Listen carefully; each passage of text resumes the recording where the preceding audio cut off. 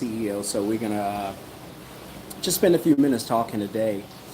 Uh, I want to introduce you to the idea that if your kids end up poor or inheriting generational poverty, which is not a good thing, it's your fault.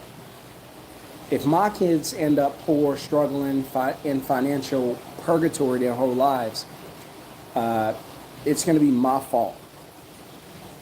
And here's why. Because it's, as a parent, it's my job, yes, to prepare them for a lot of things that they'll experience in life, but we cannot leave out how important the financial part is. So I grew up very, very poor, and that was given to me, that was passed down to me. I didn't have a choice of who my parents were, where I was born, what their net worths were. I didn't have a choice with that. So I was divinely put into a situation, and all of these things, these negative things about money, about finance, about freedom, all of these things were passed down to me. And so I inherited all these things from my family, right? I didn't have parents, I had a parent. So I inherited all of these things from my family. So I learned my vocabulary came from having a poor upbringing, from a poor mom, right? From a no-show dad, from poor family, poor environment, poor friends, poor students, poor teachers, poor neighbors, you name it. Everything about my upbringing was poverty. I always say that, and this is not a brag, trust me, being homeless and telling somebody that's not a brag. I'm just giving you my backstory. But I've been homeless 3 times in my life, starting in high school. We were so poor when I was young that poor people would help us. That's how bad we were. Number two, if we had one utility on, chances are the other had to be off. So if we had running water, we probably didn't have lights. I grew up candles lit in the living rooms. Yeah, I mean, I could come home at night and we could see that we had no power in the house because the whole entire house was dark. So we can tell from the street, right, that we knew we were going into darkness, and we got really good at moving around in the dark. I could probably still move around like that because we did that for years. There were times where we didn't have running water. There were times where there was not enough food in the house. So I remember having to go with my brothers. We would take like empty jugs and containers, and we would go to like this business next door. It was like a appliance repair shop, and we would go there whenever they closed. We would go in the middle of the night. True story, not a brag. If you think I'm bragging, I'm not. I wish we would have never gone through that. I wish that was something I could never talk about or discuss. I wish that was something I never knew existed. And that's why we, as parents, we work so hard so our kids never have to experience that. And I would go next door. And if you guys can relate to growing up in poverty and living a frustrated childhood where there wasn't a bunch of money, there wasn't a bunch of freedom, then do me a huge favor. Let me know by smashing that thumbs up. Let me know that I'm not alone. Let me know that you guys have been through this stuff too. Let me know that, you know, other people have experienced really harsh upbringings. Because again, you and I, we don't get the privilege of choosing who our parents are. We don't get that. We're divinely placed here. So I believe the good Lord knows what he's doing. Even I sometimes like to like to ask, like, hey, what is going on? You sure? I know you said you wouldn't put more on me than I could bear, but boy, this feels heavy. And if you guys can relate to it, smash the thumbs up. Let me know. And so we would come home. There'd be no running water, so we got to take baths, got to use the toilet. We got no running water. It's like living outside. That's basically how it was. So in the middle of the night, whenever that business would close, I still remember this like yesterday. We were teenagers in high school living like this. I lived like this through elementary all the way to high school. And so we would go next door. We would bring a bunch of jugs, fill it up with water from the outside hose, and bring that water back and boil it or whatever we had to do. We would take baths with it. We would flush the toilet with it. For anybody who's old enough to remember the days of, I don't know if there's anybody on this channel, but our parents and our grandparents probably old enough to remember the days where everybody didn't have access to running water. Again, I don't know if I got any parents, older parents or grandparents on here, but if you're probably over 60, you know what I'm talking about.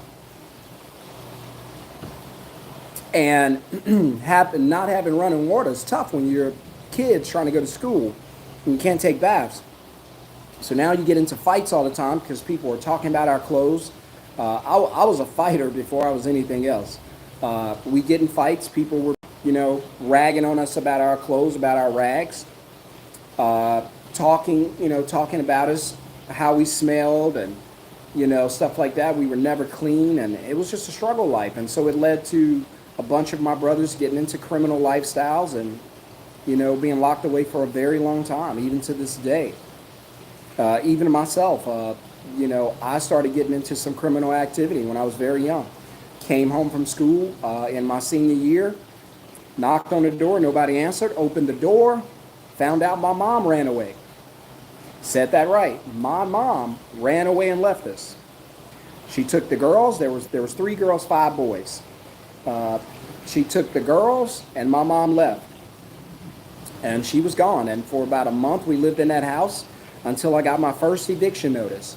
And because we had no money, no income, we didn't even know about bills or anything like that. So we literally been poor the entire time. And so the eviction notice on the door, hey, you got to vacate the property in a certain amount of days.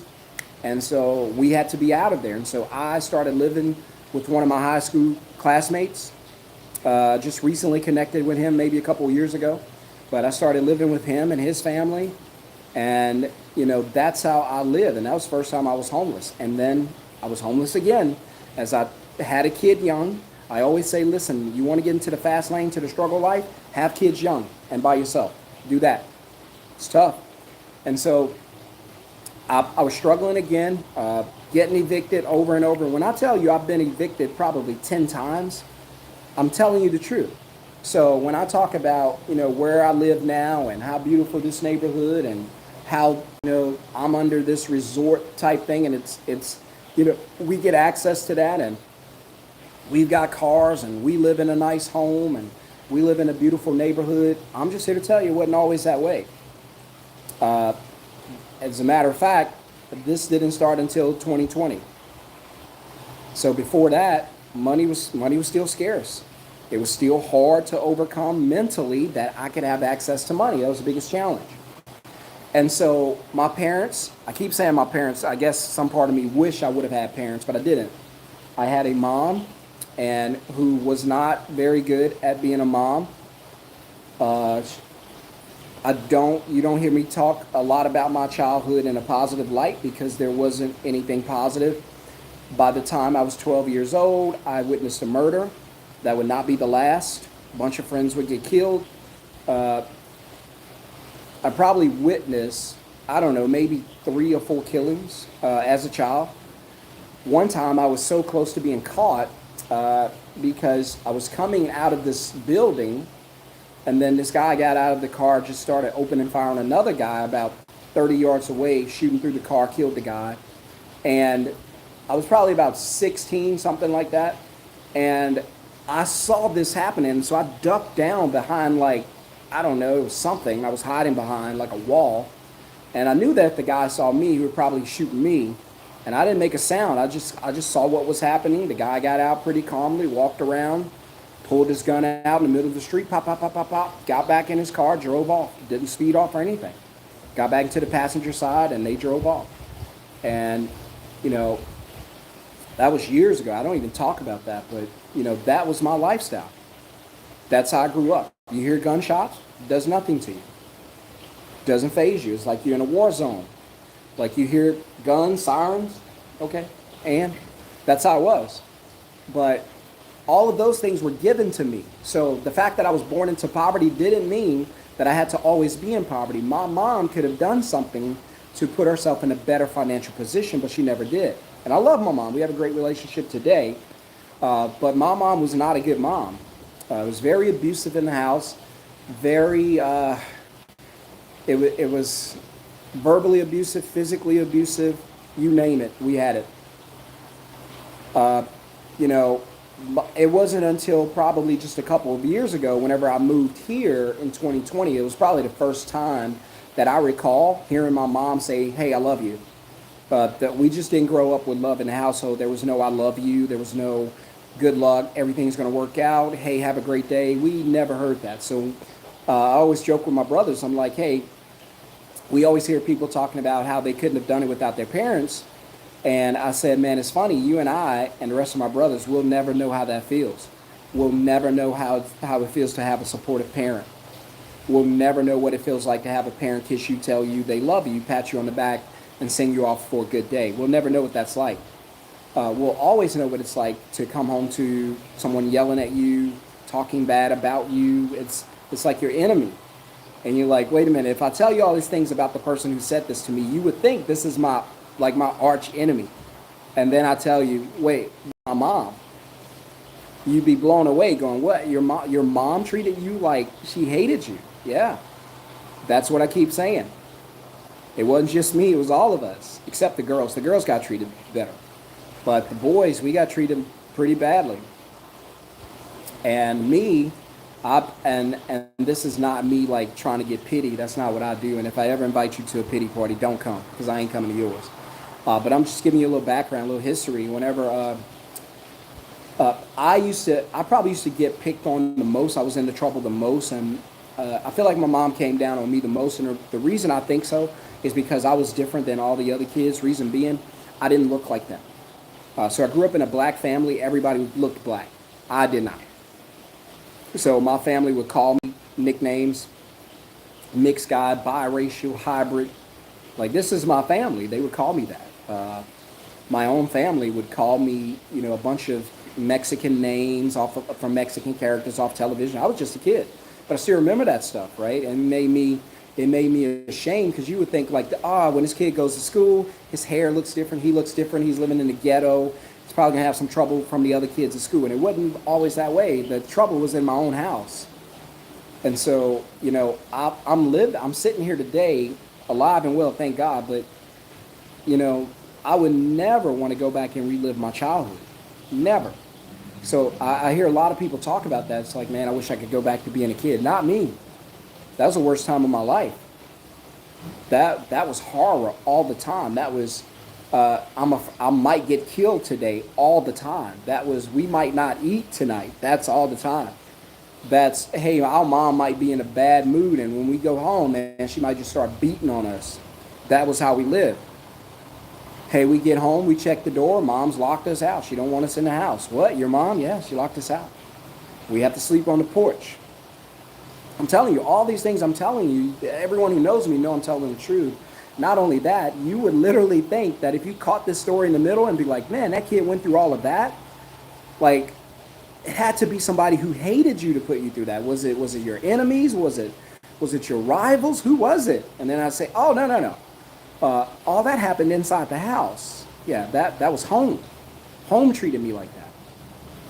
Yeah, and again, because I was different, I don't know if it was jealousy or what, but my family treated me big different, right? And it was not fun. My mom had no money. I remember when I first got a job, they used to have these things called summer jobs. I don't know if they have them anymore. It's like 16, saving up all my money. And my mom would take my checks and spend it. I finally saved up enough money to buy a Hyundai Excel. I don't know if you remember those. It was a trashy car. And I'm talking about, it ran off prayer. It did not run off gas. You had to literally lay hands on and pray for divine intervention to get that thing to start. And it would work every other day. But I had a ride, right? And so my mom borrowed the car one time while I was at work. I used to work at Winn-Dixie doing stock stuff. Wasn't making any money, but I saved up everything to get that car. And all of a sudden, I had to walk from work. My mom wouldn't even come pick me up in my own car. And I'm not saying all this to make my mom look bad. I love my mom. My mom and I today, we have a great relationship. I understand she was younger and she probably just didn't know what she was doing, and it was very frustrating. So I'm not mad. I have no grudges or nothing like that. So if you're like, I bet this guy hates his mom. I don't. I love my mom. I bet this guy wouldn't do anything for his mom. You're wrong. I'll do anything for my mom. So I send my mom money all the time. I call her, talk to her all the time. We tell each other we love each other. Like, hey, mom. It's still awkward to hear, but I'd be like, hey, y'all take care. Just call and check on everybody. Tell everybody I love them, and leave it at that. Because I know now I live here in Dallas and I don't see my family a lot. So, and it is what it is. God gave me a new family. I got a new wife, well, my own wife, I should say that. Kids. I got a brand new branch. For a lot of you, you got to let go of that too. That holds a lot of people back, not letting go of the family they were born into. And listen, when you get a family that God gives you, you don't cling to the family you were born into. Your new obligation is with the family that was born out of you. I'll say that again. Your new obligation is not the family you were born into, it's the family that was born out of you. So I have a great relationship with my family, my brothers and sisters and all that, but if I didn't, my obligation would still be to my new family, the family I was given. So I'm the branch, you're the patriarch, the matriarch of your own branch, and you got to make the most out of it. So because I grew up in abject poverty, and by the way, if you guys can relate to this, smash the thumbs up, or if you know someone who's been through this, let me know that I'm not alone. Smash the thumbs up. Sometimes I feel like I'm alone in these bad stories, like, and then nobody else has gone through this. Nobody's had hard times. Nobody suffered. I didn't want that. I didn't ask for that. God forbid anybody else have to go through that. If you have a question or comment, you're welcome to drop it. By the way, coming up Thursday night, 7 p.m. Texas time, I'm going to be doing a free live training. So I'll say it like this. If you're sick of your job and you're tired of working 9 to 5 and you just want to relax, make money, and enjoy life, then get into the free middleman business workshop. I'm going to teach you what I do, what I've been doing since 2020. I told you I haven't had money since 2020. It's the first time I had money, but the way I got it is by starting a middleman business.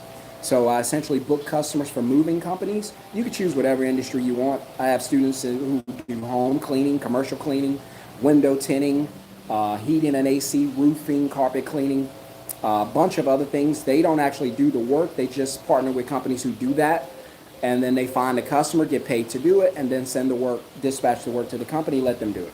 So for instance, if you have a friend who does, let's see off the top of my head, pool cleaning, since I'm sitting by the pools, and your friend needs money. Well, they already know how to do the work, so it makes no sense for me to learn how to do the work and compete with them. Here's what I'm going to do. I'm going to help my friend to find customers.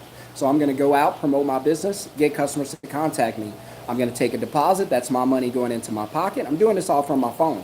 And then I'm going to contact him and send him the work. Hey, this day, this time, need that pool clean. And hypothetical, it could be in the industry. But they need the pool clean this day, this time, paying this much. Can you do it? Yeah, I can do it. Here's the work. Goodbye. Thank you. And I'm back in the pool while he goes out and do whatever he has to do.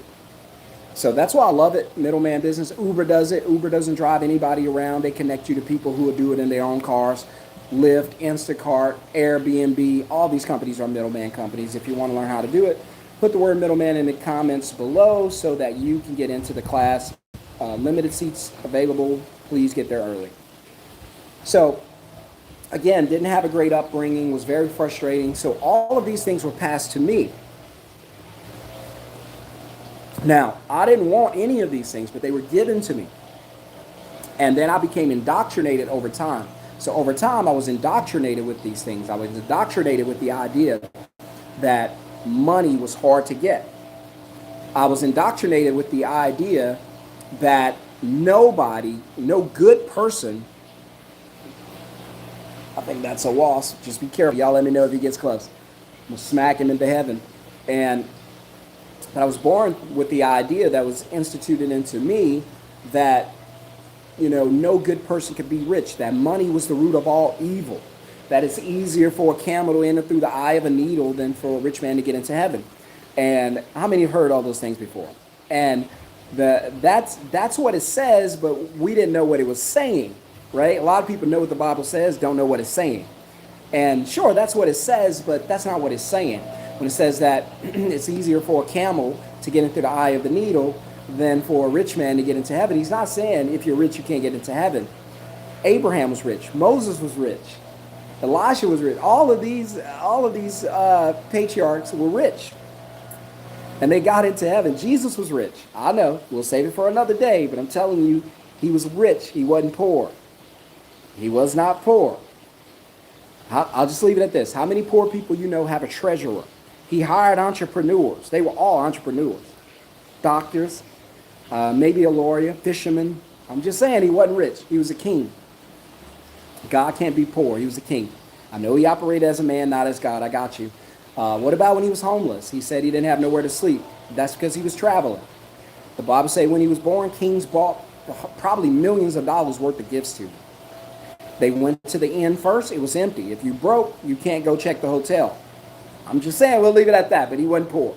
We'll leave it at that. He's a God of abundance. Thank God. Not only did he feed the 5,000 with the fish and the loaves, but he took up extra. He took up leftovers. Come on. Come on. God is a God of abundance.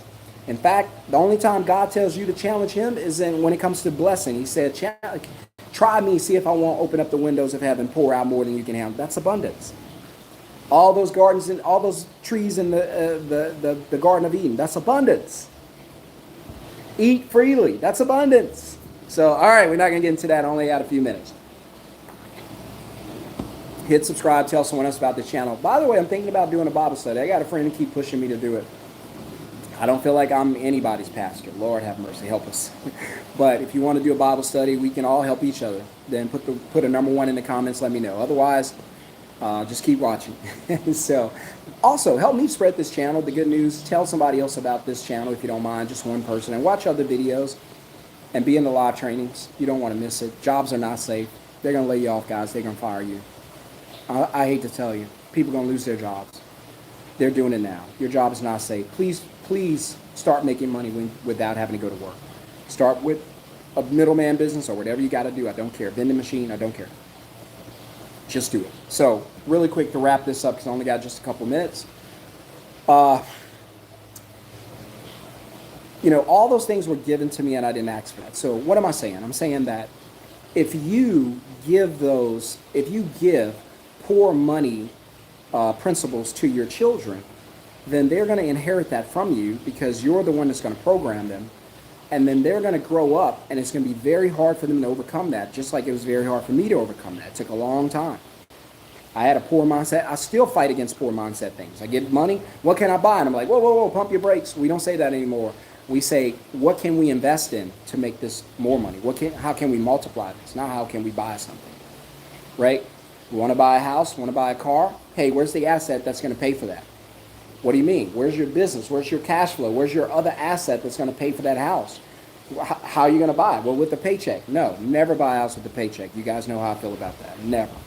Lose your paycheck, lose your house. Enough said. But it's going to be up to you guys to change your kids' future and give them better financial guidance, right? And so you're going to have to be successful. You don't have to be a millionaire, but you're going to have to create some financial success so that you can share it with them. My son, no joke, God hears me, has a little Spider-Man wallet, and he's got about $3,000 in it. Now, he just made $4. He'll trade that for an ice cream. I promise you. All $3,000 for an ice cream. Because he has no concept of money, right? But the reason I do it, because someone asked, the reason I do it is because I want him to be comfortable in abundance. I want him to know that money is easy to access and it's everywhere. At the same time, it's omnipresent. It's in the future, it's in the past, it's not even real. It's just on a computer, on a card. So I want him to know you can get money anywhere at any time, son, and it's not a hard thing to do. See, I didn't grow up with it, so I believed it was scarce. And that kept me in financial bondage. Where if your kids grow up and they believe that money is easily accessible, it's everywhere, son, at all times. $500, that ain't a money problem. Let's go, right? My daughter, because a lot of you guys don't know, but I have a daughter. My daughter Shania. Shania's my first child. Shania's 25, and she has my grandbaby Iggy. And I look a lot younger than I am, trust me, especially younger than I feel. And I had Shania when I was in high school, and Shania's my child. And she has Iggy, Egypt. We call her Iggy. That's my grandbaby. She's 5. And she called one day. She lives in Louisiana, which I've been trying to get her out, but she lives there. And she said, "Daddy, they're telling me I need to put down such and such amount, like 500 for the summer camp." And she's like, "I hate to ask you," and I give her credit. She doesn't really ask me for anything. I give it to her because I love her. She don't ask, and I appreciate that. And she was like, "I hate to have to ask. I'm trying to put something together, and I hate that she's in a financial struggle. But if she come to Daddy, if you're watching this, Shania, if you come out here to Daddy in Dallas, I'm gonna change your life. But being that you're grown, I can't force you. All I can do is advise you and just give you advice. But you got to find your own way. But I'm here. All right, we'll leave it at that. I hope she sees this." And so I was like, so I sent the money while she was talking. She was like, "Daddy, I know. Just give me, if you could just send like 125, I could try to work with it." While we were having a conversation, I cashed out the 500. She was like, "Oh my God, Daddy, you didn't have to do it." I said, "She know I don't play." I said, "Well, if I didn't have to do it, send it back." So she took a trip not long ago on her birthday, July 4th, a cruise that was like 700-800. And I said, "How was the trip?" Blah, blah, blah. She was like, "It was great." And I was like, "How much did you spend?" And she was like, blah, blah, blah. I cashed out it. Bam, here's your refund on all that. She called me back. She was like, "Daddy, you didn't have to." She said, as a matter of fact, I ain't going to say that. I appreciate you doing it. I said, "All right now, don't tempt me. I'll take it back." And I wasn't. But she was like, "I appreciate you doing it." I was like, "Shania, listen, we cannot be out here with $500 problems, $600, $700. That stuff can't be a problem." So I'm teaching her that, hey, these are small money deals, right? So we've got to get to the point where we're so financially fundamentally sound, so like grounded in abundance that, hey, a $1,000 problem, that ain't a problem no more. Because I've been there where $50 is a real issue. Somebody might get cut because I don't have it. I've been there where you got to get an extension on an extension. I've been there where when you send me a disconnect notice on my lights, then I'll pay you. Because the due date, that means nothing to me. That's a grace period. I've been there. It ain't a good feeling. Smash thumbs up if you know what I'm talking about. So, all right, I got about 1 minute. I got to get off here. Got to go pick up my baby boy, Weston. I get to pick him up from school. I got one more, Renly. She's only one, but these are my last kids. And I get to pick them up and enjoy the day with them. I don't want him an extended day. I don't do anything during the day except talk on here and talk to my VA and make money. I could be in the pool. I could be fishing. I have nothing to do. Most of my friends at work, so I can just go hang out with my son, and I enjoy it. So, but again, you've got to train them, program them that money is abundant. It's everywhere at the same time, and they can always have access to it if they can create a product or a service or something that'll help other people get what they want. It's always there. Don't raise them in lack. Don't raise them in that mindset of, it's hard to find, you can't get it. Don't do that. It's going to put them in a bad financial position. Teach them how to win, and that starts with you learning how to win. If you learn how to make money away from a job, you can teach them how to make money away from a job. But if a job is all you got and the only way you know how to make money, it's going to be hard to teach them anything different. So if you want to change your life, see you in the middleman training. Put middleman in the comments below. Let me teach you how to start your own business. All right, guys, I got to go. It's been a blessing. I hope you have a wonderful, blessed day. For everybody who doesn't want to live in lack and wants to live in abundance and does not want to work until you die, put middleman in the comments. I'll see you in the free live training. Peace.